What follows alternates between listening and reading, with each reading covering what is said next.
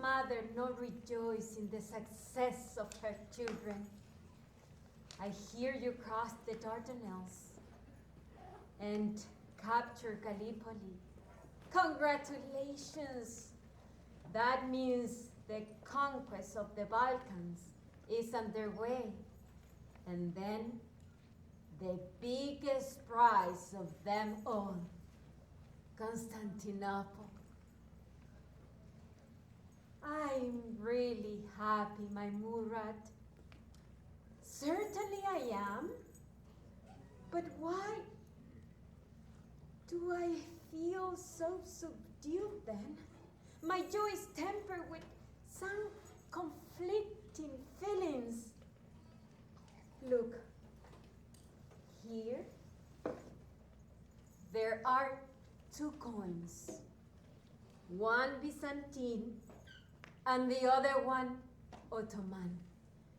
Make them into a single one, and that is me.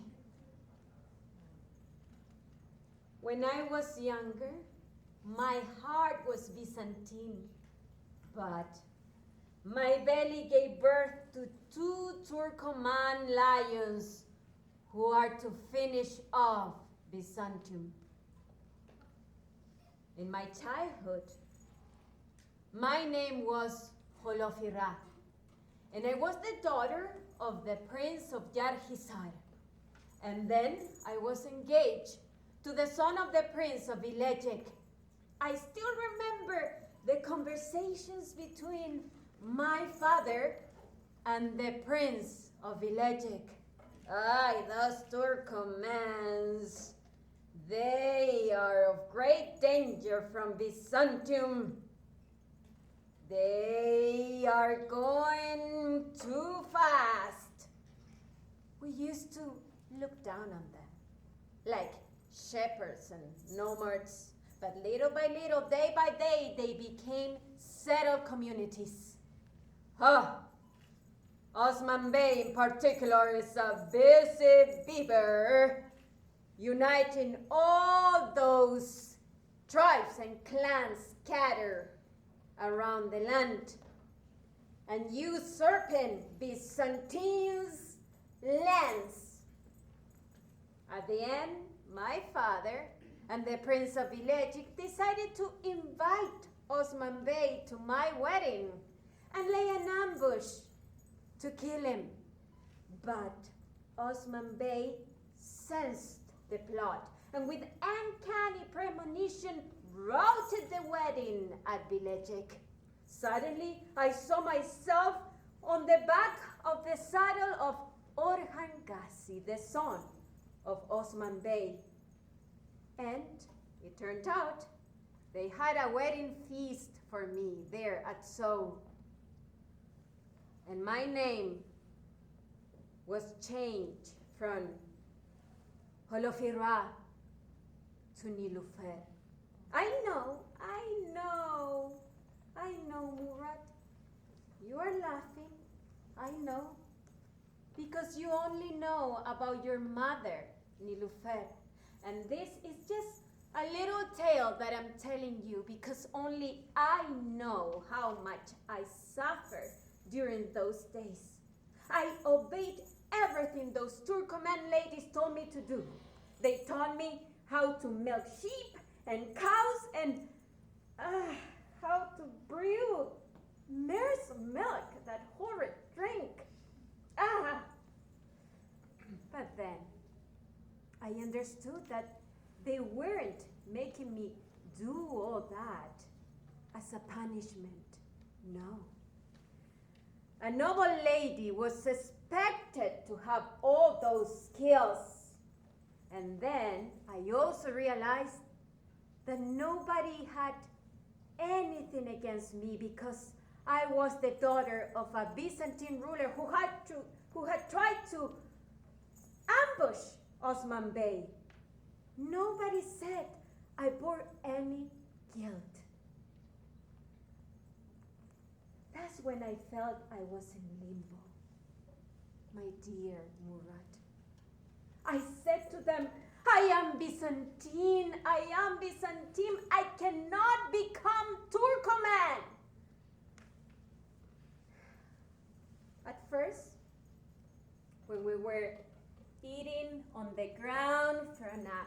huge tray.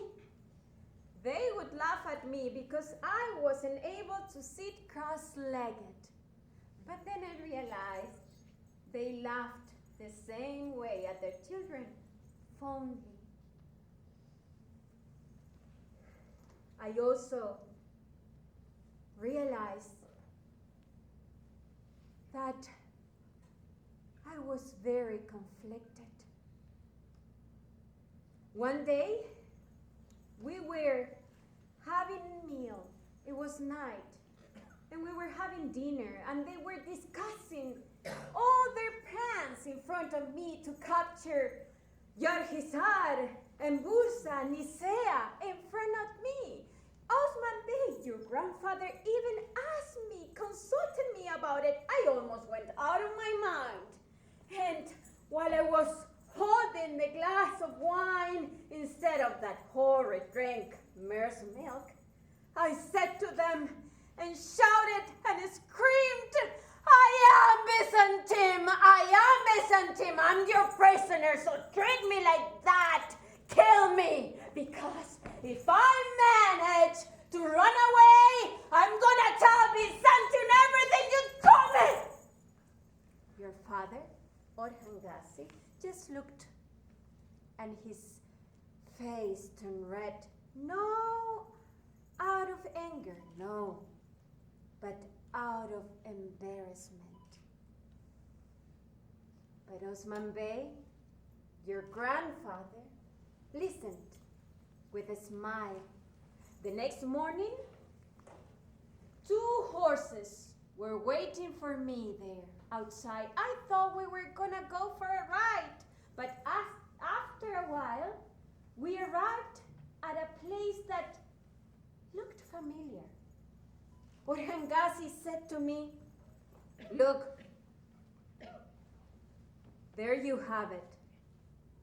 That is Yarhisar, and that is your father's fortress. If you want to go back to him now, you can go. You have my best wishes. I started going in that direction, but my horse wouldn't go, so I dismounted. And then my feet wouldn't go. I looked at Orhan Gazi and his eyes were moist.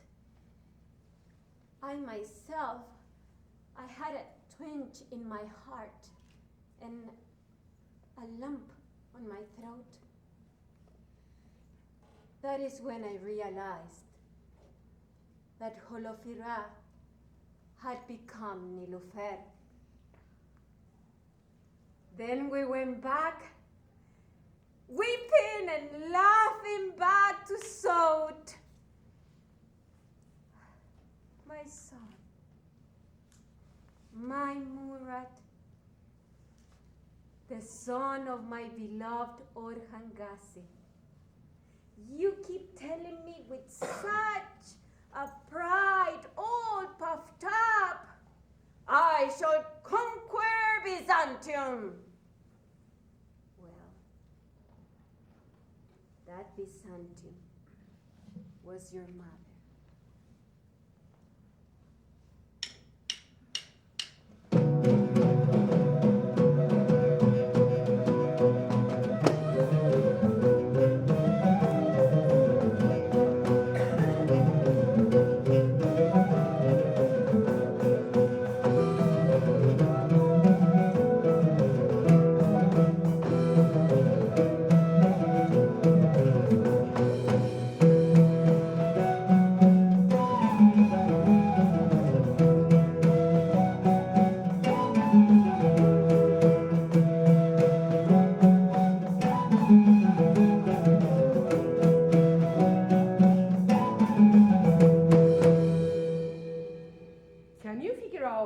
Who I am? Of course, you ask, how can you? You may be right. But I am the wife of someone who is very famous among the Turks. Also very popular in Balkans and the countries around Anatolia. Any ideas?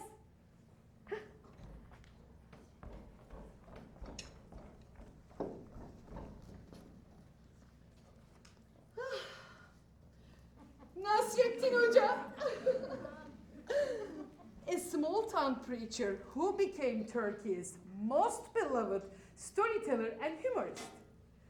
So if I tell you my name, it will mean nothing to you. The story goes that they asked my husband,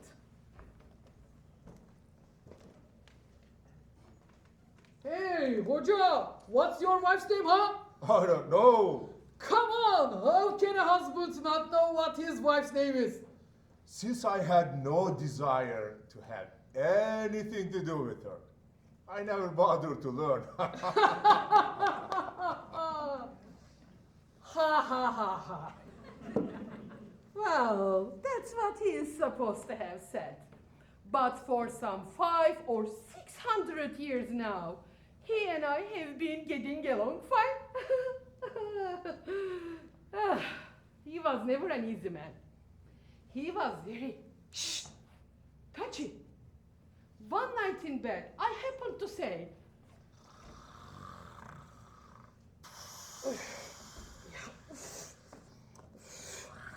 "Hoca, would you move away a little? Huh?"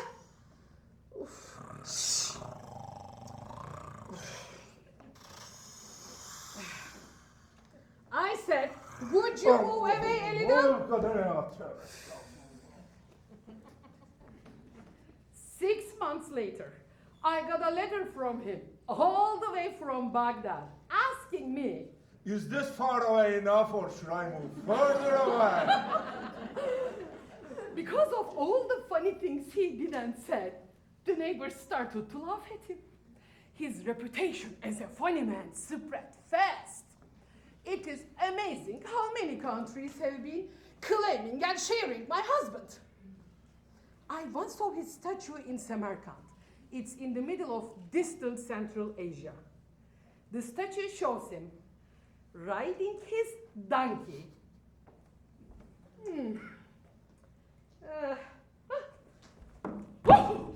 Backwards! Hoca, why backwards? Woman, don't ask. I don't know either. Well, once upon a time, I did some silly things like that. Well, in that case, why did they make your statue like that? Never mind Samarkand. Have you ever seen anywhere in the world statue of a man riding a donkey, even the right way? Huh? That's what it's like being a funny man's wife. Still curious about my name? Well, in our society, they treat us as if women have no names of their own. You are always so-and-so's wife. I mentioned this to my husband once, and believe me, I did not do it to blame or scold anyone. He was deeply touched and saddened. You are right, my dear wife. From now on, if they ever ask what my name is, I will say, I am the husband of the wife of Nasrettin Hoca.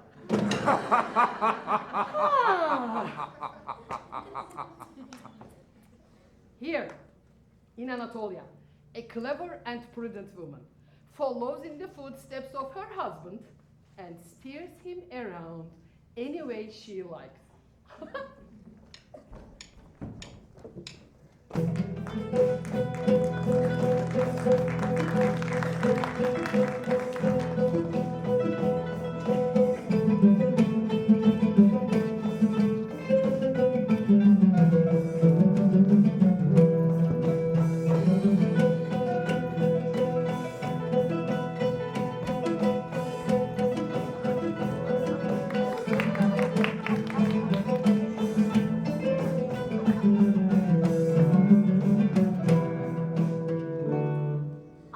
Princess Ayşe, the favorite daughter of Sultan Ahmet I.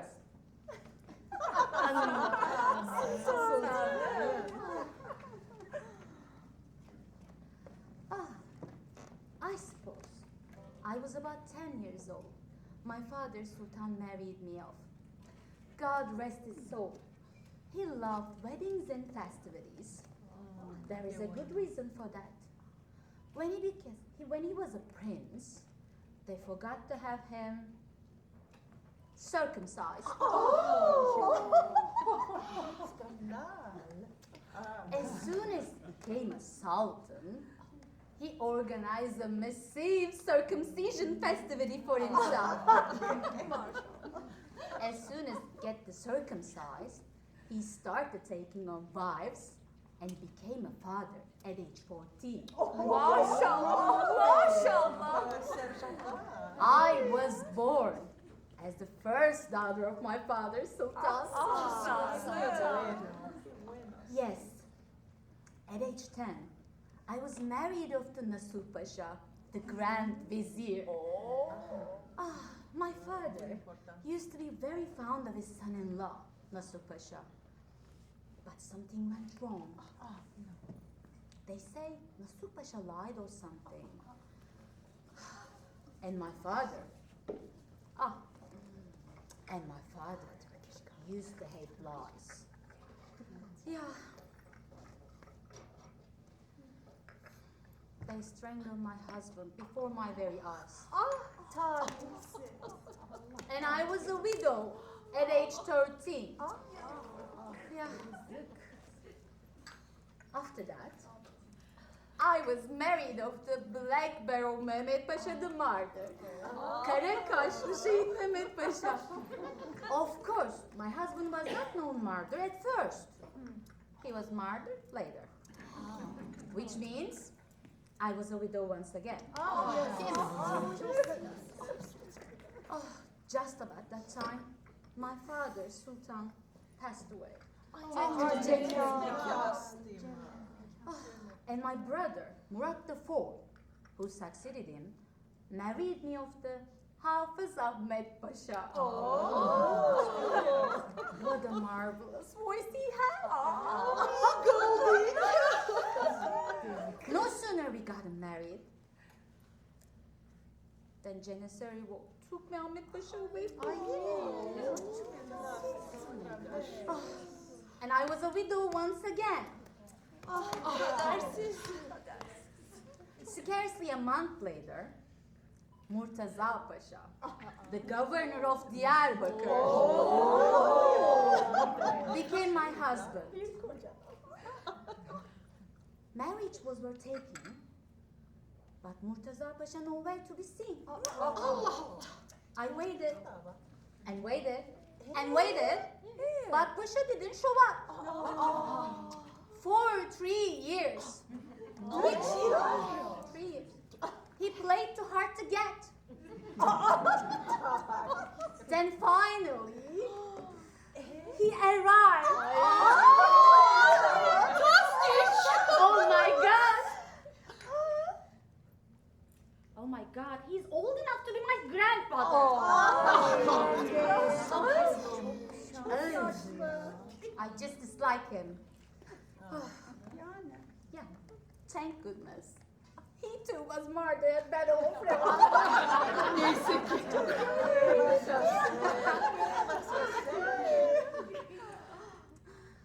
And then, another Ahmet Pasha. This time, Aleppo and Damascus beylerbeyi. Whom I married then. I never liked him. And this marriage lasted very long. I suffered 5 long years.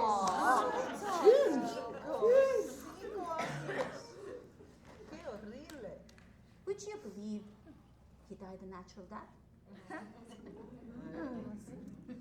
I'm just kidding.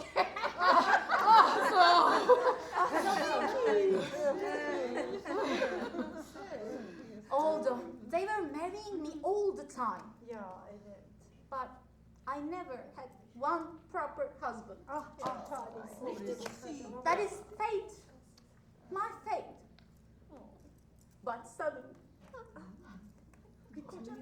for shooter!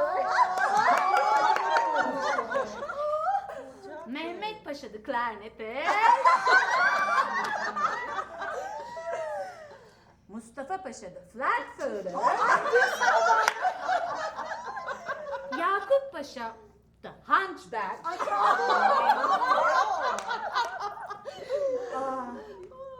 And Murtaza Pasha the crooked man. Tell me, brother, is none of them without a physical defect? Yeah. Oh. And Ibrahim Pasha esteemed. He became Ibrahim Pasha, assassinated. My brother asked me, but he made the final decision himself.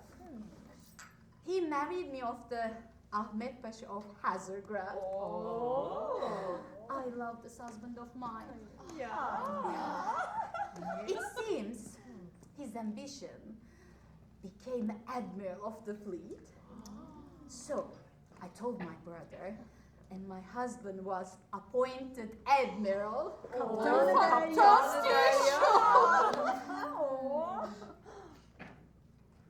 Stupid me.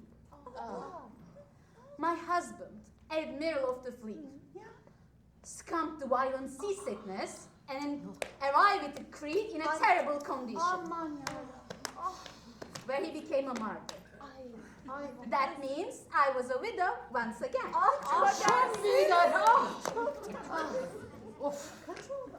So meanwhile, the new era was upon us. My brother, Sultan Murat, took the path to the other world. My other brother, who succeeded him, Ibrahim, but Ibrahim was going to do me no favors. He had come to be known as Ibrahim the Mad, Deli Ibrahim. But his case was bloody awful. Yeah, so sad. My mother, Kösem Sultan, had him deposed and imprisoned him. But she's not satisfied with that. She strangled that. And his place, and her young grandson, Mehmet IV, was on the place on throne. Yeah. Be that as it may, with their help, my nephew, the child sultan, they married me off to İpşir Pasha, who was the leader of the bandits rebelling in Anatolia. No, who cares if he was a bandit or brigand as long as became my husband? They installed him as a grand vizier. It was their hope. Only a brigand could gain control over a state gripped by anarchy. Look here, İpşir Pasha, you are a mighty grand vizier and my husband. And so handsome. I enjoyed him, my heart contents in 4 months. Yeah, 4 months. Then came another Janissary revolt. Yeah. What he feared had happened. They put a greasy nose around his neck and hanged my Pasha. Which means I was a widow once again. What a luck, huh? First, Nasuh Pasha of Drama. Right. Second, Black Barrow Mehmet Pasha the Martyr. Right. Third, Quran reciter Ahmet Pasha the Beylerbey of Van. Right. Then Ahmet of Damascus fourth. And Ahmet Horskurum was 6th. And then 7 was İpşir Pasha. Just think, all these husbands. But really, unlucky daughter of Sultan Ahmet I, Ayşe Sultan.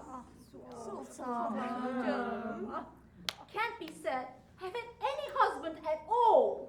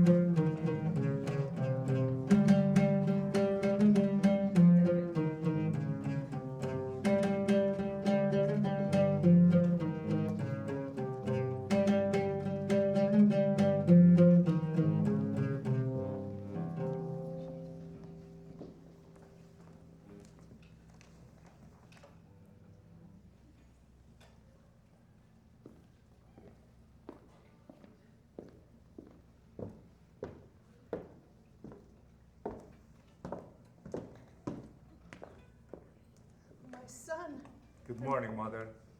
And my Sultan.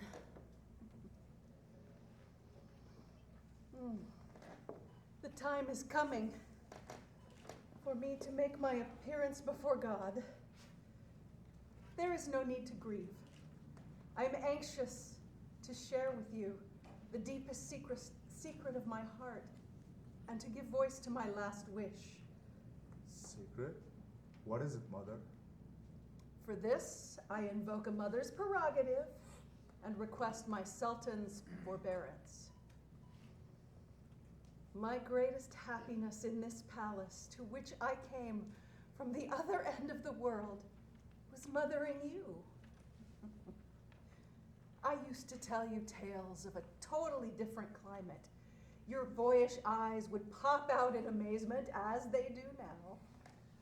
One day I showed you on a map the island of Martinique, where I was born. Your tiny finger touched that minuscule island floating in the map's ocean, and you asked, "Mother, I am going to be the Sultan of your island too, right?" Did I laugh at that? Tears were rolling down my cheeks. Oh, I and my cousin Josephine were raised on the island of Martinique, which is a French colony. One day, we were running. Our long white robes kept getting caught in the violet thorns. We were running to Eliama, the fortune teller, who lived on the other side of the hill. Eliama first took my palm in her hand. At the beginning, she was indifferent. Then suddenly she looked startled. "Someday," she said, "you will become a queen." Then she took my cousin Josephine's palm, and trembling like a leaf, she said, "And you will become an empress." She couldn't speak anymore. We left Eliama's hut giggling. We said that she was making fun of us, but in a peculiar way, deep down, we believed her. We wanted to believe her. Then, Turkish pirates suddenly abducted me. I was bought and sold at slave markets. Mother, please. Yes, they sold me, my dear. You don't have to frown like that. Later, I became Nakshidil Sultan in the Ottoman palace, Queen of Abdul Hamid I, secret lover of Selim III, Uncle Selim? and stepmother to our Sultan and Caliph Mahmud II.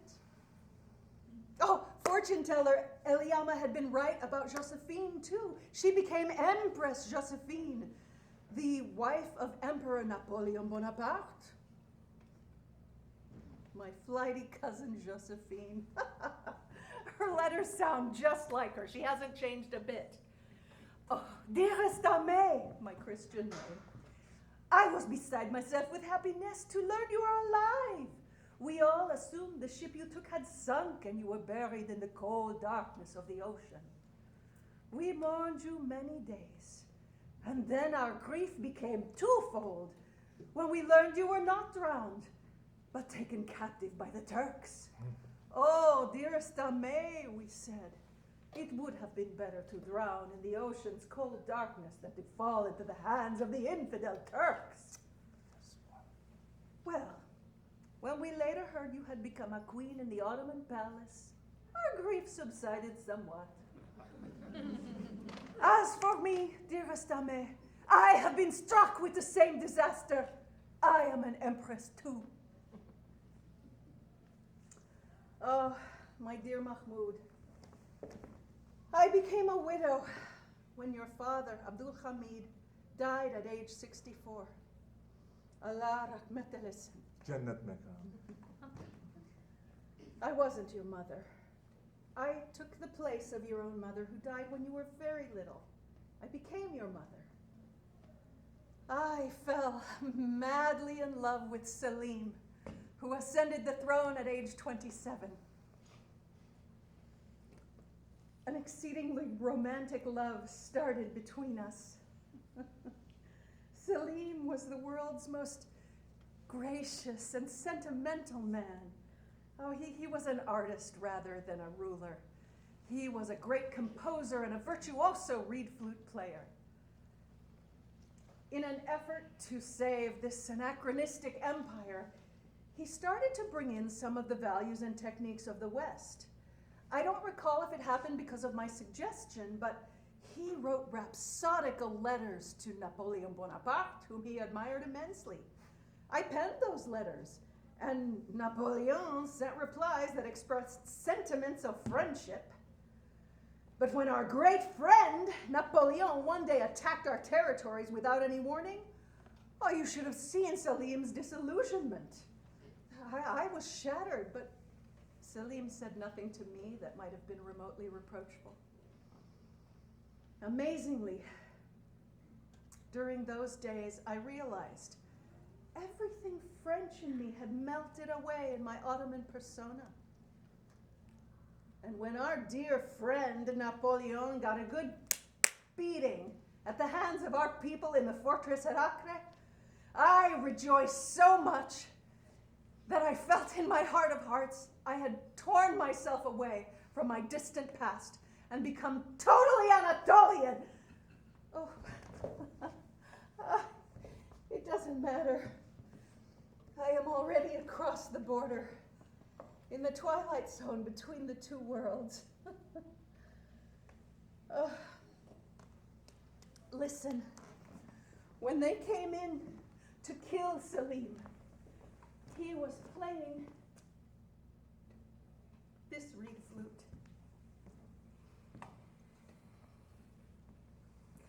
And he used this to defend himself against the assassin's swords.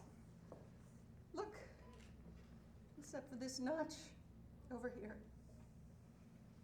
It has survived intact.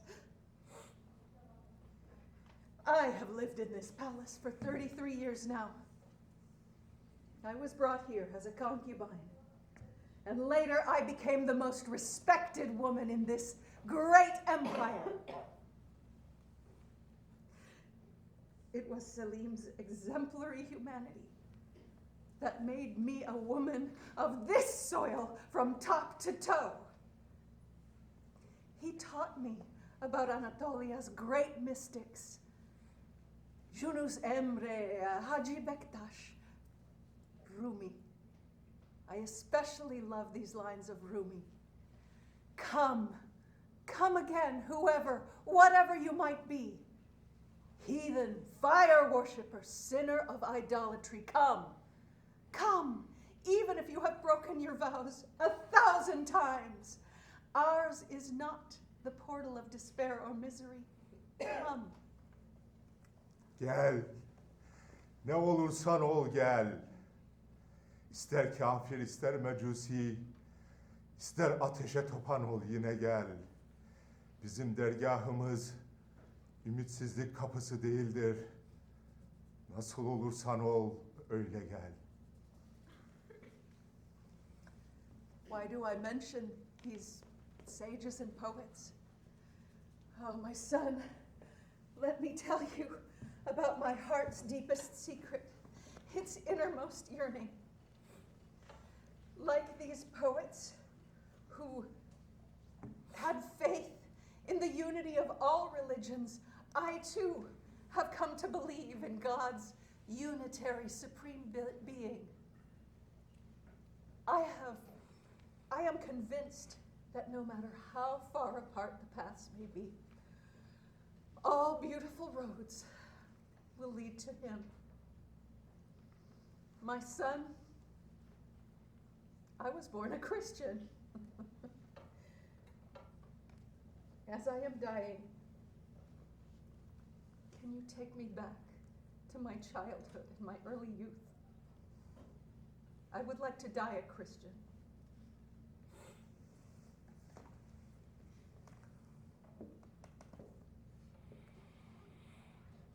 No one should step between God and his vessels.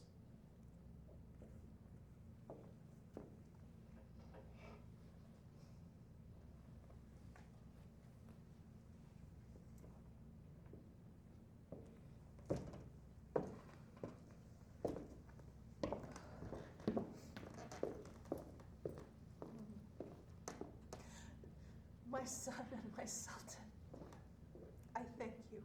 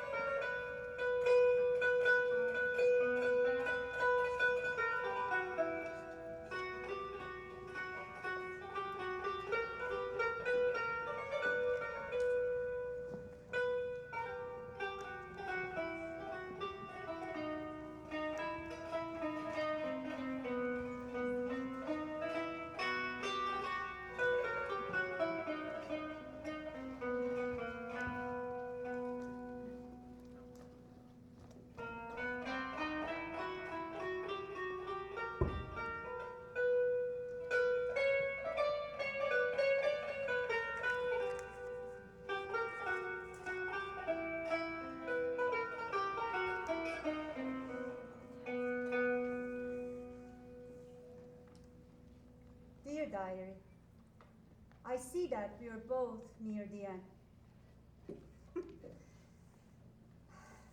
You're my only true friend. I tore you out of my heart and placed you right before me.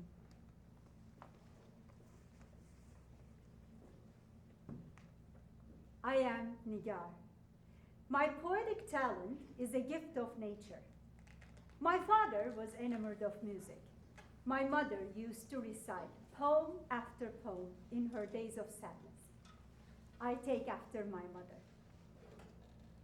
I am now opening you at random.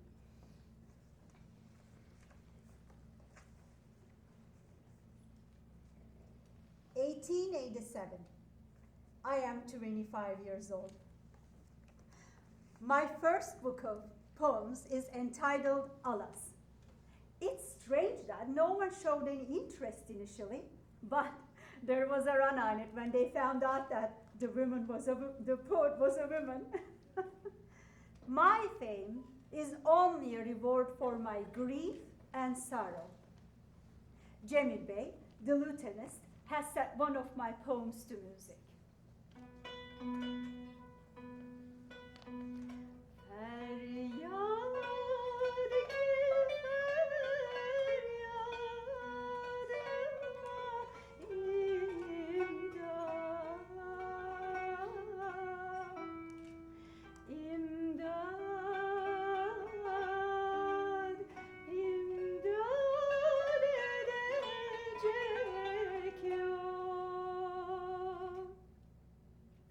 Madame Leyla Sass too composed one of my poems.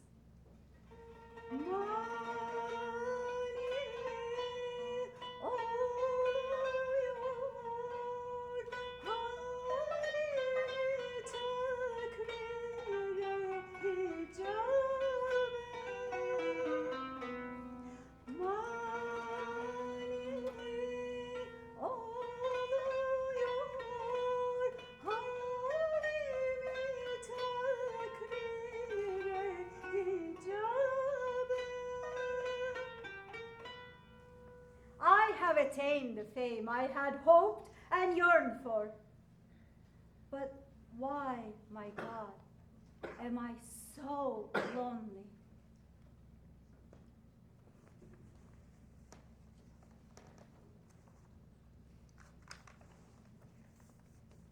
December 14th, 1889. This morning, I was at the courts. Ah, Ihsan, I've never been able to understand why or how I could love my husband, Ihsan.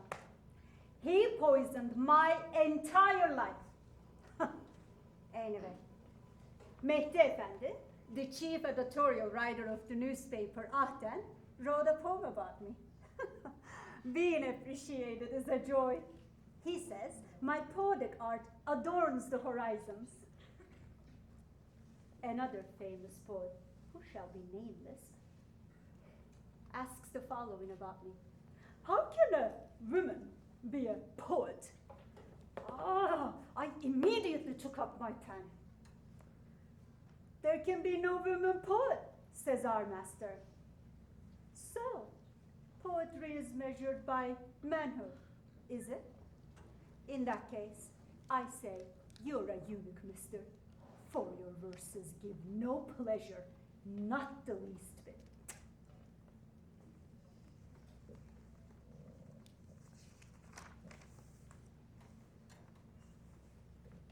December 15th, 1895. I went to Eyüp Sultan with Pierre Loti this morning. You would think this man is a Muslim in disguise. He kissed the window of the mausoleum with me. Then we strolled all around and even in the cemetery. The panorama of the Golden Horn is breathtaking. My colleague, Pierre Loti, is deeply fond of Istanbul and all things Turkish, just like me. And his melancholy eyes. Ah, those eyes disclose the profound stirrings in his soul. His Majesty, the Sultan, I'm told, liked my last poem very much. I'm in high heaven. Under the Code for Service to Literature, I am now to be given a monthly stipend. It is so wonderful to be appreciated.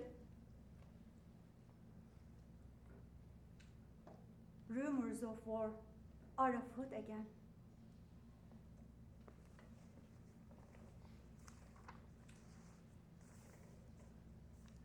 July 7th, 1908. Meşrutiyetin ilanı.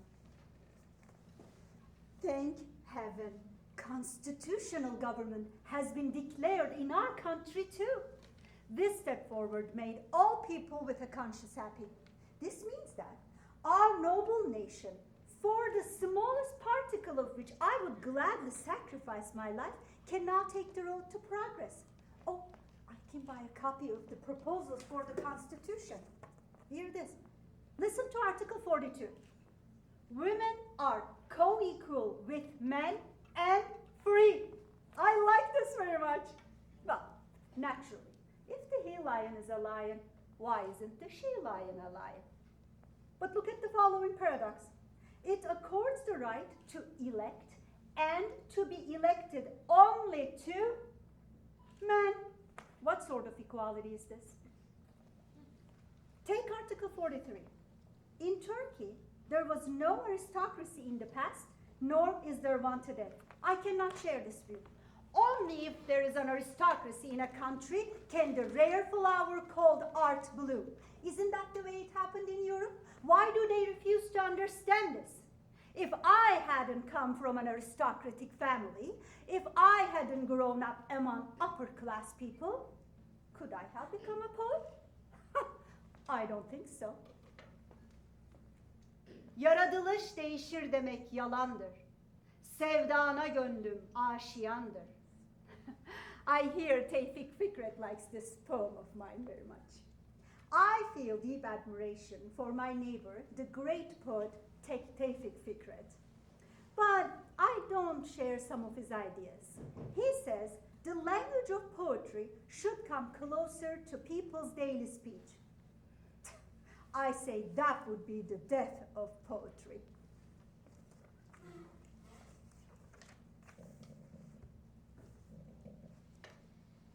March 31st, 1909. 31 Mart ayaklanması.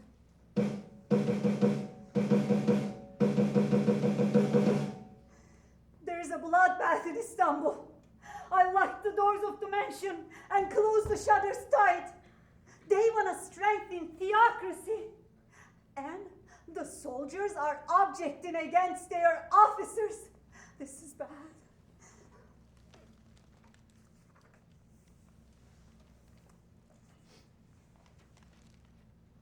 April 7th, 1909. I am very sad today.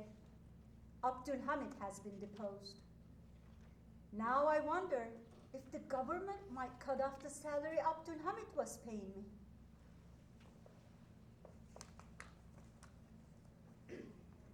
March 19th, 1915.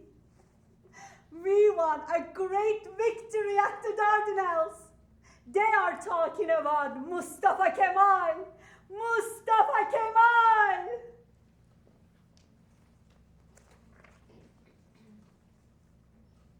October 1917.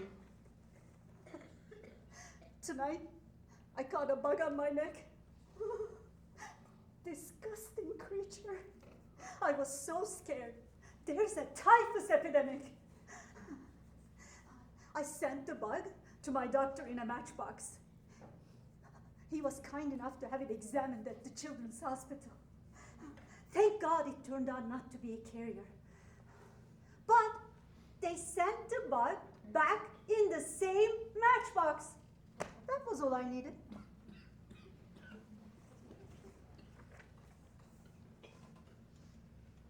December 18th, 1917. I have been writhing in pain since this morning. I can't digest the ration bread anymore. I don't know what to do. I have no flour, nor do I have a servant to bake bread. My sickly body can take only so much of that ration bread, which contains broomcorn, maize, straw, and God knows what else.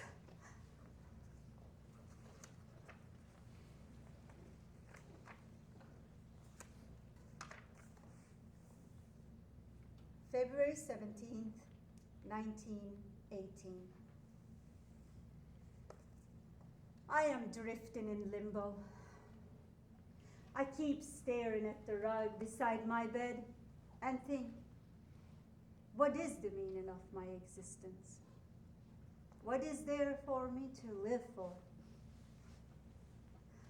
I wish my life would end suddenly one night without me having to feel anything at all.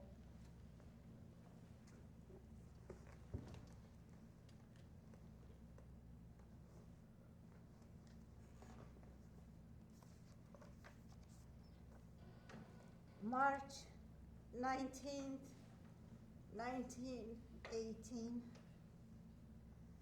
If there were any visitors today, I didn't hear them.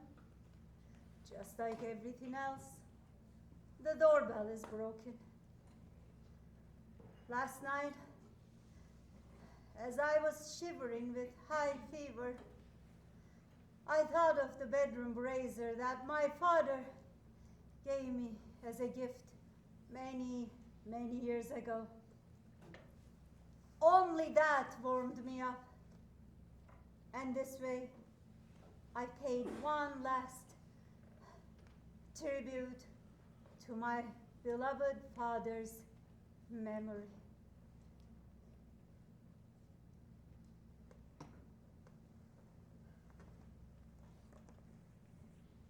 The diaries of Nigar Hanım, the poet, end with that sentence.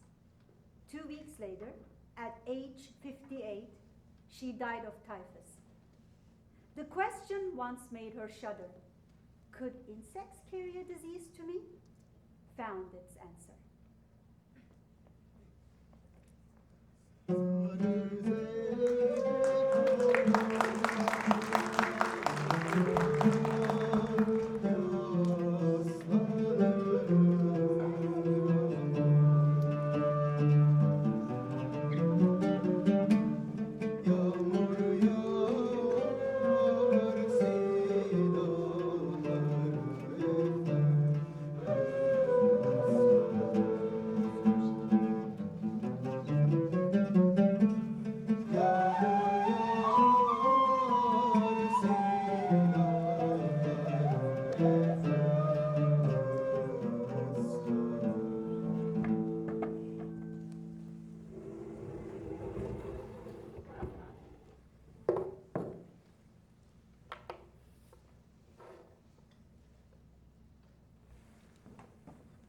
You, your name, your unit, where were you taken prisoner? Next. And you, your name, look at the map. Point out the place where you fell captive. All right. You, and you. To the enlisted men's camp. Take that boy to the infirmary. Please step this way, Captain. Your name? Your unit? Where were you taken prisoner? Show me your ammunition supply routes. On the map, please. Captain, are there any Anatolian Greeks in your unit? It's not an incomprehensible question. It's very simple. In your unit, did you have any people from this country? Captain, the distinction is as follows. For us, you are the regular enemy. Or let's say you were, because the war has ended for you. You are our guest here. But how about those who fought against us, although they were the children of this land? You know best what they should be called. Captain, are there among the prisoners any Greeks from this country? Maybe there are, but you don't know. You haven't seen any. All right, let's assume that. You may go to the officers' camp.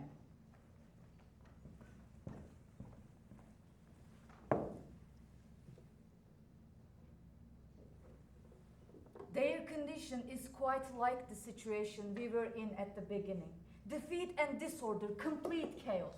We have heard that from Eskişehir on. They were driving the troops forward every day, promising them Ankara is right behind that hill over there.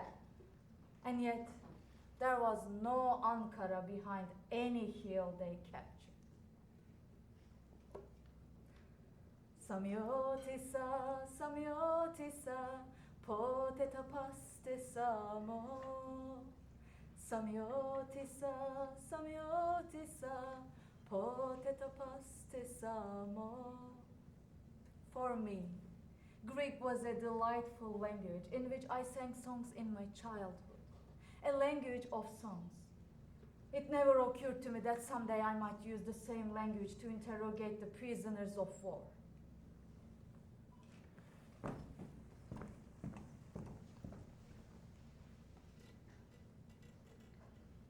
War looks exciting when you look from afar. Offensive, counteroffensive, attack, counterattack, advance and retreat, turmoil.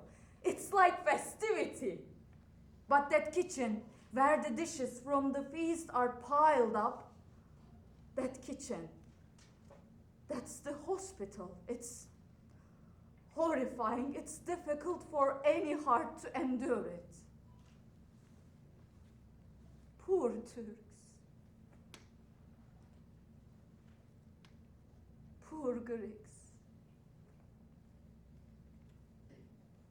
Poor world.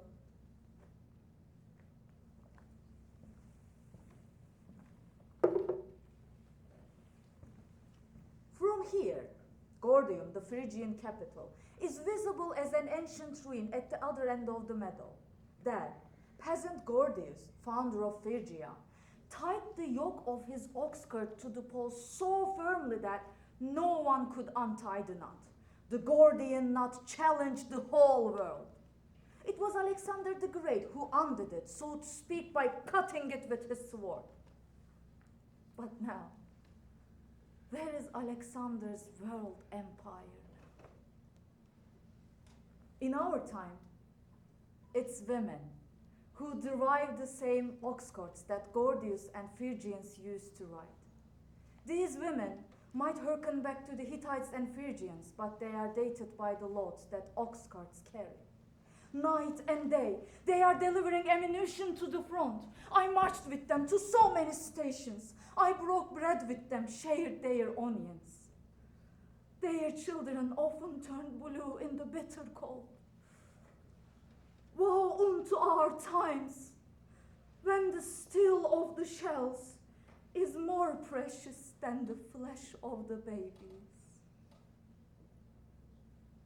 But when night is the darkest and seems endless, the daylight is closer than ever. And now, out of the ashes of the Ottoman Empire, A new nation is rising. Back to work. Next. Come closer. Step this way. Your name, your unit, where were you taken prisoner? Your country. I said your country. Don't you understand? Your country. Or let's say your village. Or your town. What family do you belong to? Speak up. Why are you trembling like that? Speak up. Don't mumble. What sort of Greek are you speaking, huh? What dialect is that?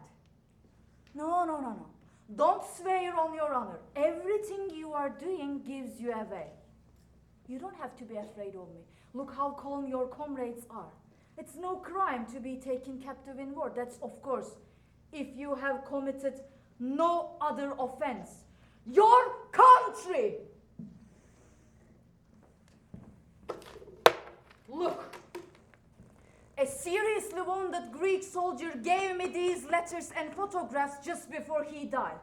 I promised him I would send them all to his family village of Lugorian, Epidaurus, Peloponnesus. You too must have received such letters and pictures from your family, your village, or your other relatives. Speak up! Pedimu! I know you are Anatolian.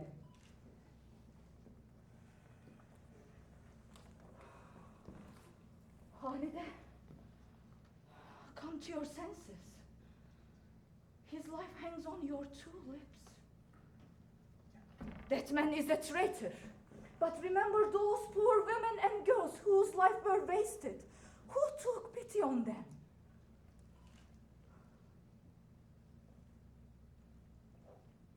To send a young man to his death, even if it happens on a battleground.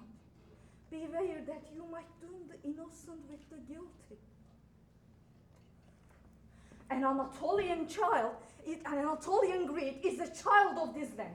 Because he took up arms against us, he is guilty, a traitor. But then, treason is sometimes a relative concept, isn't it? I had promised those women and girls that they would be avenged. Vengeance! Against whom? Up to what point?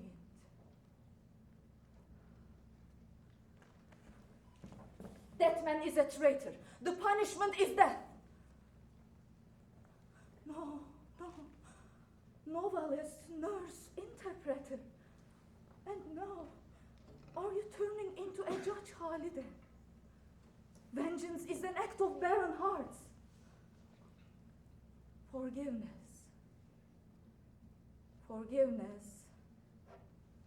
The commandment of the 4 holy books. Forgiveness. The bounteous reign of the human soul. Especially on the threshold of this new age.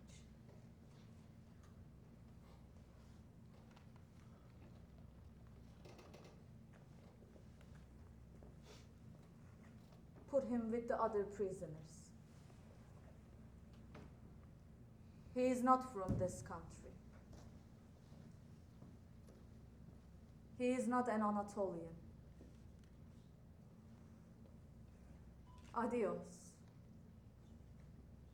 He is still a child. What a lovely child.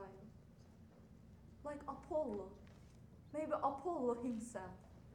A child of this land.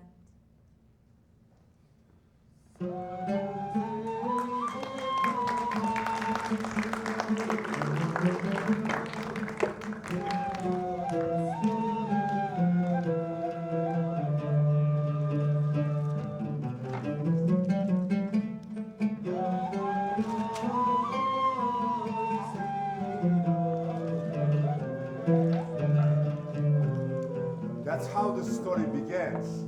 But how do we end it? A time span of thousands of years the center stage, all of Anatolia. Whom can we squeeze into it? How? Where? If we give voice to 40 people, the 41st is mute. If we play 100, 101st is missing. If we take up 1,000, what becomes of thousands of others? I am an actor. I can best endurance myself the more I change. Deep in sleep, I ask myself, who am I? In which age? Where? My task is to give life to earth, to spin the yarn of passion, To wield the human spirits. With its treasons and loves. Into a narrow yet boundless frame. Ours was a mere bird's flight through the ages. We perched, flew away, and alighted again. one at a time, out of a myriad. I, an actor. I, an actor. I, an actor. I, an actor. I, an actor, like the legendary phoenix that catches in fire its from own ashes. To catch fire, once again, From the sparks that spring from your hearts, I bow before you.